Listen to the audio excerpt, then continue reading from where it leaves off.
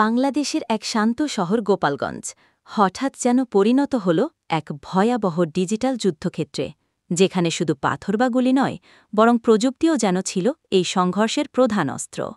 2 দিনের রোমহর্ষক এই ঘটনার পর অনেকে বলছেন এই সংঘর্ষটা শুধু রাজনৈতিক ছিল না, বরং এর পেছনে ছিল ডিজিটাল ষড়যন্ত্রের ছায়া। গত 16 July NCP national citizen party এর ঘোষণা অনুযায়ী গোপালগঞ্জ অভিমুখে জুলাই-মার্চের প্রস্তুতি নেওয়া হচ্ছিল। কিন্তু ঠিক সকাল থেকেই শহরের মোবাইল নেটওয়ার্কে হঠাৎ সমস্যা।